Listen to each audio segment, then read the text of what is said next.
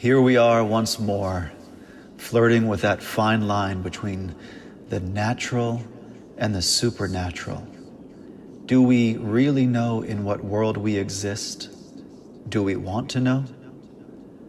If you are listening right now, you are, like me, just a little bit curious to find the answers.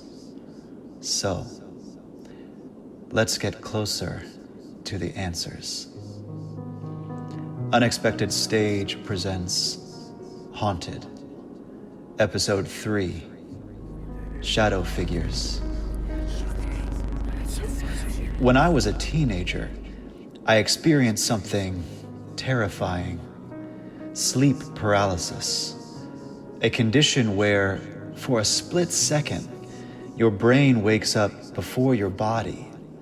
You are conscious, but unable to move.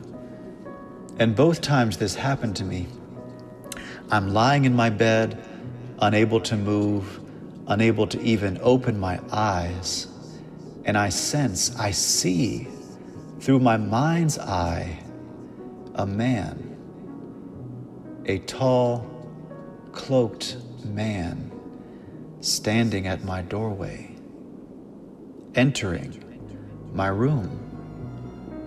He has no face, no discernible features, but this black covering. And he moves toward my bed and stands over me, observing.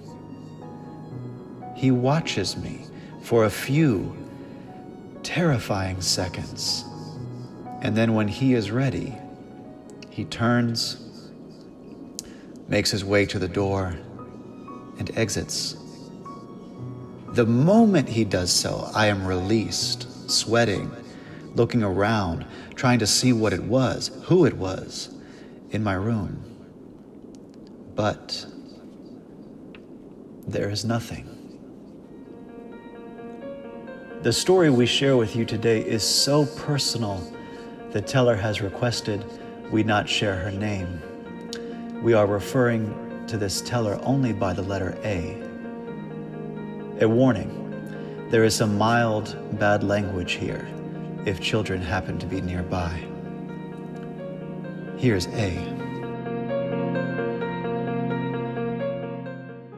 It was the summer of 2000, between July and August. I was in Italy at a vocal program, a symposium, staying at a bed and breakfast with a few girls, maybe 3 to 4 girls from the United States. We were between the ages of 20 to 25 years old. My grandmother in Puerto Rico had been sick for months. I had visited her before I left to Italy, but thought things would be okay by the time I returned to Puerto Rico in a couple of weeks. One night in Italy, all the girls and I went to sleep, and in the middle of the night, I was having a nightmare. I saw a silhouette like a shadow of a man kind of standing near the end of my bed. I started screaming that there was a man in the room. The next morning when I woke up, the girls were kind of mad at me. They told me that I scared the shit out of them when I screamed that there was a man in the room. I told them I didn't know I was speaking and doing all the stuff out loud while dreaming. I thought it was just a nightmare in my head, but obviously not. I woke up the girls and had fallen back to sleep, but they weren't able to have a good night's sleep because of me. Sometime that week, I found out that my grandma had died, July 27th of 2000, but my parents have not told me right when it happened. I was crushed and frustrated because she was going to be buried and I would not make it to the funeral because I was in Italy and I had to finish the program and they decided to not wait. I returned to Puerto Rico sometime in August and continued with life as usual, but with the exception that I couldn't see my grandma anymore. Sometime around that same year, a lady that was friends with the landlady I rented from while I was in college died. I had a similar dream to the one I had when my grandma died. This friend of my landlady used to visit the place I rented, and the landlady also stayed at the house for a while. I had other roommates and I shared the dream with them. This time I didn't wake up anybody, but the two dreams made me think about the time I had moved to my parents' new house, which might have been around 1999. I was having dreams about spiders and shadowy creatures coming at me to my bed. I guess I was loud enough to wake up my parents. My mom got worried because the dreams seemed real and I was a grown up, so why would I keep having these vivid dreams every time I stayed in my room? I would visit my parents during the weekends. My mom called the priest from our church and requested a blessing of the house with holy water, but of course didn't mention to him or others the real reason why she wanted the house blessed. We just said it was for the new house and us to be blessed as a family. But Mom and I wanted to make sure no spirits or evil stuff were trying to possess the house. Sometime after those events, I moved to New York and had some roommates from Puerto Rico that I knew from music schools. One of my roommates and I were talking about paranormal activities. She said that when people see black shadows, it means that death is near. It might be a spirit or a soul or I don't remember who, but it was a clear announcement that someone died. I shared with her the two dreams I had when my grandma died and the landlady's friend died, and also the details about the dreams at my parents' house. My friend looked at me concerned and was curious about why I saw the shadows and that I might have some sort of sixth sense that was trying to manifest through dreams. I freaked out and said, well, I don't want this. It's very creepy and I don't want to know that stuff, especially having a figure visiting me in the middle of my sleep.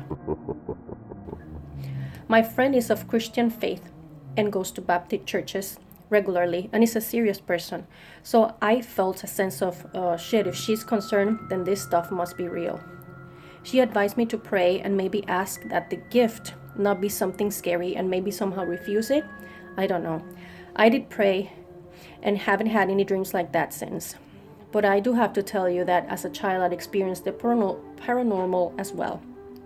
Something I shared as well with my friend in New York and why she thought about me having a sixth sense.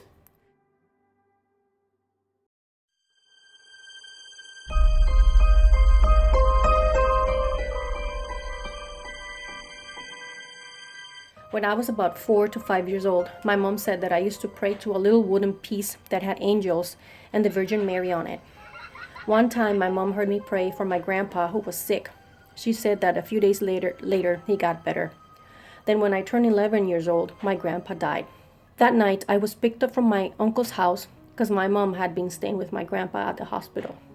When we arrived at the house of a relative to tell the news and go over details with them, I looked at the big tree, it's called Panapen, tree of Panapen, in Puerto Rico, and I saw a bright silhouette of an angel kneeling on top of the tree. I told my mom to look, but it was gone by the time she looked. She was the only one that believed me, and to this day I remember the image. It was very bright with loose garments that looked kind of soft pink and blue. The wings were kind of faded and the face was blurry, like non-existent. I couldn't tell if it was masculine or a feminine figure. The hair was kind of blurry or faded, like the face, and both face and hair were like a dark beige color with like golden undertones, but not like the traditional blonde and white skin angels that people describe. The figure had a resemblance to one of the angels from the wooden piece I used to pray to when I was little. I guess that my mother and friend could tell that I had some sort of gift related to death, meaning angels or ghosts or lost souls. I know I want nothing to do with that, and I hope it stays like this for the rest of my life.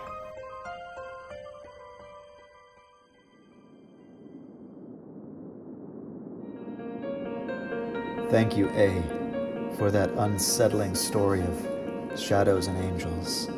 Accept the light, expel the darkness. We have come across many wonderful stories for this series, and we are looking for more. Share with us what you have. Reach out to me at chris@unexpectedstage.org. We're waiting patiently. As we wait, why don't you go? You know that abandoned house across the way. You make the decision. But don't go alone. And if you do step foot inside, do not close that door behind